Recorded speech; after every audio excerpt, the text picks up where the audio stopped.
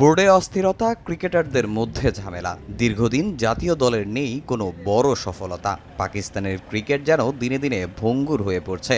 এরই মাঝে আরও একটা নতুন সমস্যায় পাকিস্তান ক্রিকেট। পুরুষদের পাশাপাশি নারী দলও ভুগছে একই সমস্যায়।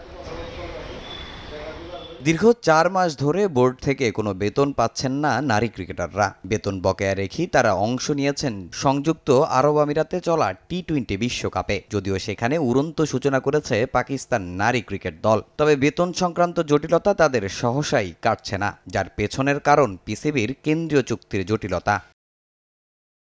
২০২৩ সালে আগস্টে পিসিবির সঙ্গে ২৩ মাসের চুক্তি করে ২০ জন নারী ক্রিকেটার, যার মেয়াদ ২০২৫ সালের ৩০ জুন পর্যন্ত। তবে চুক্তির ১ বছরের মাথায় ক্রিকেটারদের পারফরমেন্স মূল্যায়ন করে সেটা নবায়নের সুযোগ রয়েছে, কিন্তু বছর গড়ালেও এই পর্যালোচনা প্রক্রিয়া শেষ করতে পারেনি বোর্ড, যার ফলে নতুন কিংবা পুরনো কোনো ক্যাটাগরিতেই সম্ভব হচ্ছে না বেতন পরিশোধ করা। নারীদের কেন্দ্রীয় চুক্তি নিয়ে কাজ চলছে। দ্রুতই তালিকা চূড়ান্ত করে ২০২৪ সালের ১ জুলাই থেকে নতুন বেতন কাঠামোয় যারা অন্তর্ভুক্ত হবে তা পরিশোধ করা হবে। এছাড়াও বোর্ডে আমাদের আরও কিছু কাজ নতুন করে করতে হচ্ছে, যার জন্য আরও কিছুটা সময় লাগবে আমাদের।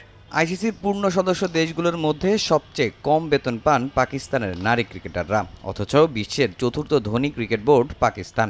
নারী ক্রিকেটারদের মতো পুরুষ ক্রিকেটাররাও বেতন পাচ্ছেন না ৪ মাস ধরে। তবে নারীদের বেতন না দেওয়ার কারণ জানা গেলেও বাবর রিজওয়ানদের বেতন প্রসঙ্গে কোনো কথা বলেনি পিসিবি।